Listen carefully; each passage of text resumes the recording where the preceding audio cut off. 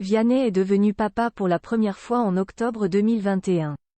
Catherine Robert, avec qui il est en couple depuis plusieurs années, a donné naissance à leur fils, prénommé Edgar. Longtemps, un mariage a été évoqué entre les deux parents sans que les principaux intéressés ne le confirment.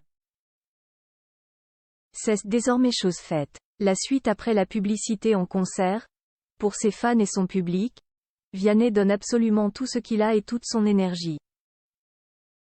Il n'a rien à cacher à ceux qui le soutiennent depuis le début. En revanche, il est un peu moins généreux en ce qui concerne les confidences sur sa vie privée. Notamment sa vie de couple avec Catherine Robert.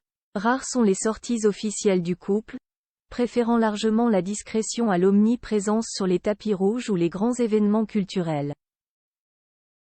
Mais ce mercredi 6 décembre dans le magazine Point de Vue, Vianney fait une exception. Le chanteur de 32 ans, parrain du prochain Téléthon qui aura lieu ce week-end aux côtés de Sophie Davant notamment, se confie dans les pages du magazine au sujet de sa relation avec Catherine Robert. Si les rumeurs persistantes au sujet d'un mariage ont couru, l'artiste ne les avait jamais confirmées, malgré le fait qu'il appelait Catherine Robert sa femme dans certains entretiens et qu'il se trouvait embarrassé en évoquant le sujet. Cette fois-ci, c'est la bonne. En évoquant son amour pour la musique, il indique porter un certain intérêt pour la classique, surtout depuis que Jay épousait une violoncelliste, précise-t-il. Le doute n'est plus permis.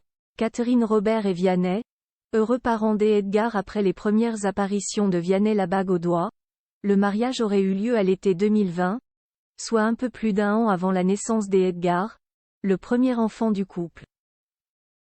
Depuis qu'il est devenu père, le chanteur a revu ses priorités. Son fils est d'ailleurs la raison pour laquelle il a choisi de stopper momentanément les tournées afin de le voir grandir et de profiter de chaque instant avec lui. Toujours dans les pages de Point de Vue, il évoque la relation qu'il entretient avec son petit garçon de 2 ans. Un enfant auquel il compte transmettre ses passions comme celle de Tintin. Du moins, il essaye. Hier encore, je lisais « Tintin au Tibet » à Edgar, mon fils, parlant au passage des grands classiques de la chanson française qu'il veut lui apprendre. J'essaie de transmettre ces cultures musicales à mon fils. En ce moment, chaque matin, je lui chante New York avec toi de téléphone. Mais lui semble préférer la Cantina. Les crocodiles. Difficile de lui en vouloir. La suite après la publicité.